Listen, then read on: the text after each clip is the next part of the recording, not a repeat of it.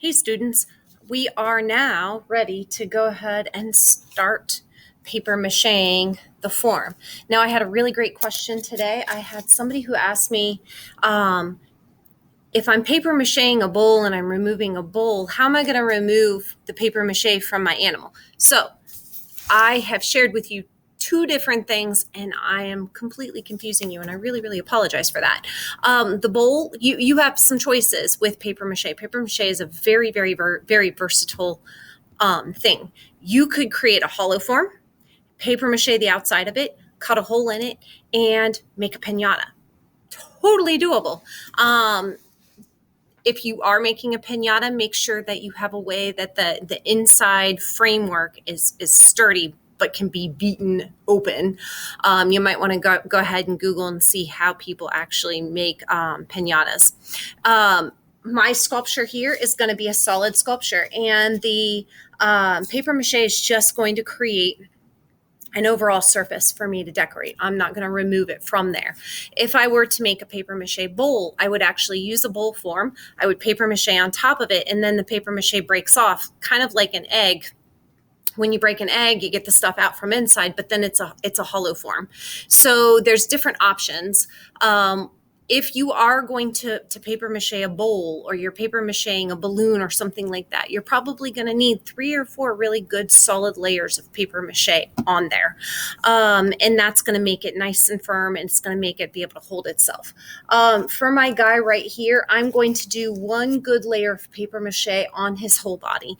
Then I'm going to take a look at him next Monday or Tuesday and see if there are areas that are weird looking or lumpy, something that I can't cover up with paint later on, that I need to go back and just do a little bit of extra paper mache on. So let's go ahead and get started. He's got his legs, we got his tail, we got a head. We have a lot of complicated things. These are going to be, I'm going to have to wrap these all individually. So everything that I put on here, that's going to be the final bit of it. And so what I did is I used a pair of scissors and I chopped up pieces of paper. And the pieces of paper are about 2 fingers wide, and they're about the length of my palm. I went ahead, because I know that I have some of these real small little complicated areas. If I start to put this on here, I'm going to cover up some of the details that I like. So I've cut some smaller bits, and I might even actually end up tearing them up, because I kind of want to keep his beak, and I kind of want to keep some of the form of his head. So what I'm going to do is I'm going to pull down the screen a little bit so you can see better what's going on here. Here I have mixed flour and I've mixed water. And there's 2 different videos that I shared with you. When we mix it up in class, I tell everybody it's about the consistency of pancake batter. When I dip my finger in it and I pull my finger up, it coats my finger, but it's not clumpy. It's not like I'm making biscuits. It's like I'm making pancakes.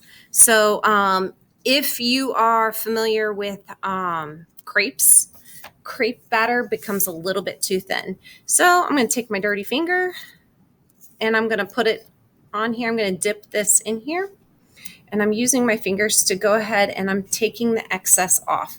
I don't want it goopy. If it's goopy, it's going to actually dry goopy and it's going to look a little bizarre. And I, of course, started on the side away from you so you can't see what I did, which means I get to do the next one. This is messy. I have a little eyeball cut out here, and so I was actually using my fingernail to get in and push that in. If I don't have fingernails, I could try and use I don't know, pencil. You could use a pencil. I kind of like that ridge on his head right there.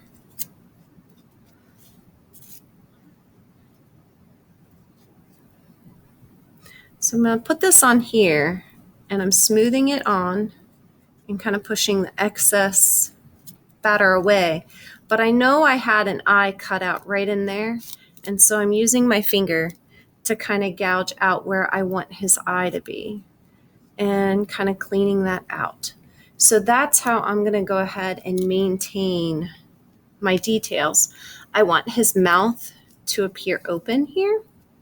So I'm taking that bit of paper that came up here and I'm tucking it in there and kind of wrapping it around. The hardest part is the little details, but that is the part that is worth it for you to go ahead and take the time to do this nicely.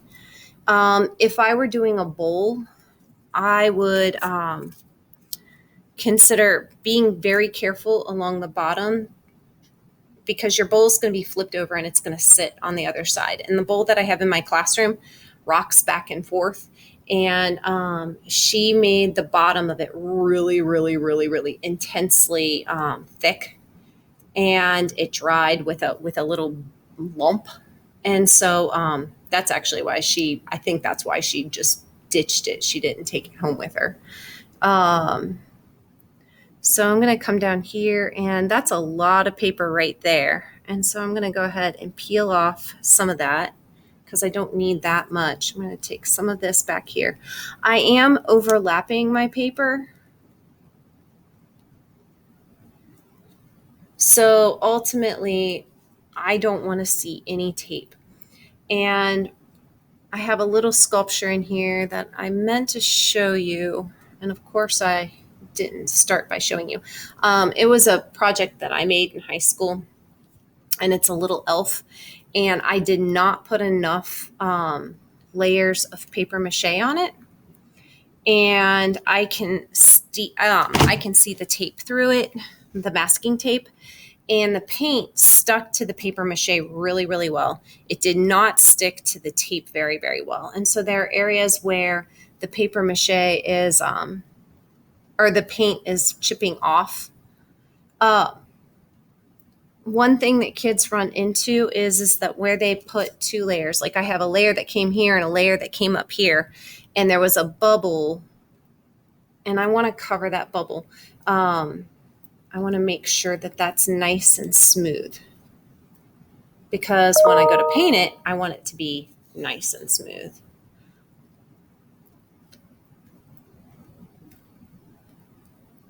So I might let this dry a little bit up here and work my way down a little bit, and then I'll come back up here and do some more. But anything you see, any bubbles you see sticking up, any weirdness, it's not going to magically go away.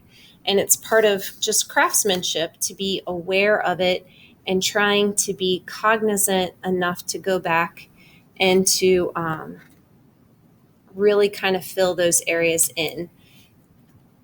When you're working on a bowl or you're working on something, the top edge of the bowl, you want to fold those under and make sure that's nice and clean.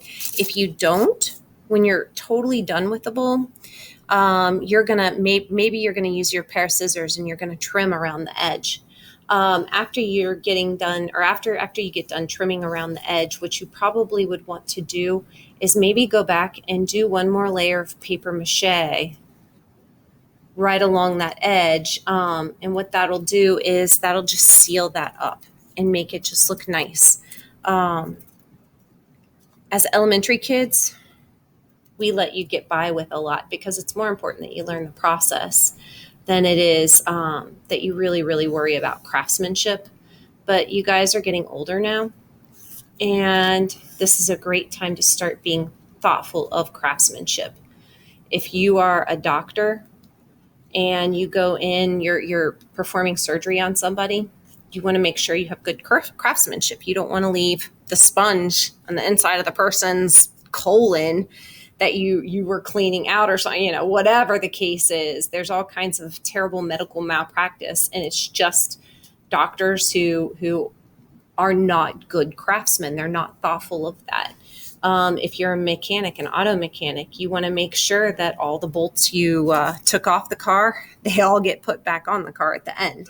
Craftsmanship is in every single job you do. My husband is a lawyer for the Court of Appeals, and he talks about craftsmanship and writing and just being aware of your grammar and being aware of your punctuation, because if you misplace a comma, if you misplace a period, it could be thousands of dollars difference in what you're asking for and what you're demanding. So good things to know. I'm going to go ahead and pause this video and continue working on this a little bit, and we'll come back in a couple of minutes.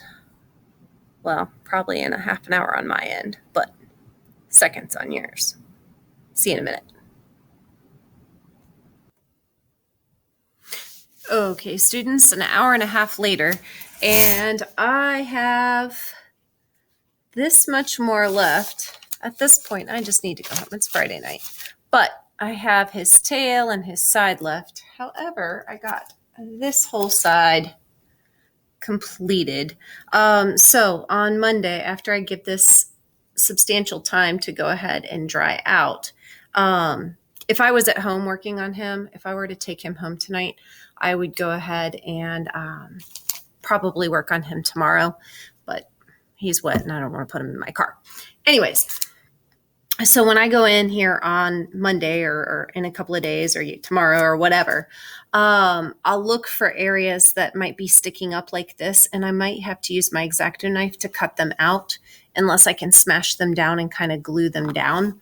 I started working on these guys up here, and they're laying down.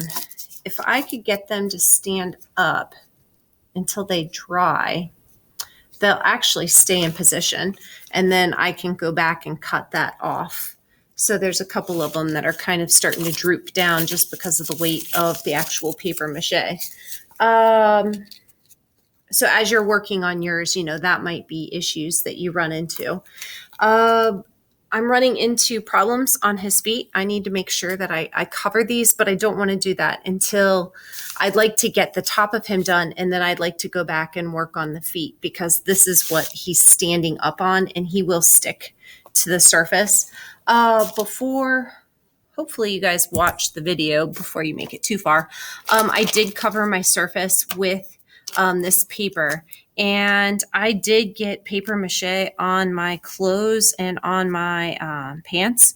It is flour and water. It will wash off with soap and water. It might take a good scrubbing. I got it on my hands. It was all over my hands. It was dried and caked on there, and I had to take a scrub brush and scrub the clumps off of my hands. But this is all just normal with working with this particular material. So here is my Stegosaurus. Oh, and one of my little students, her name's Grace. She named him Bob. So Bob the Stegosaurus. And yeah, we'll keep working on him next week. I hope y'all have a good weekend. And if it is Monday, then I hope you have a good rest of the week. Talk to y'all later. Bye.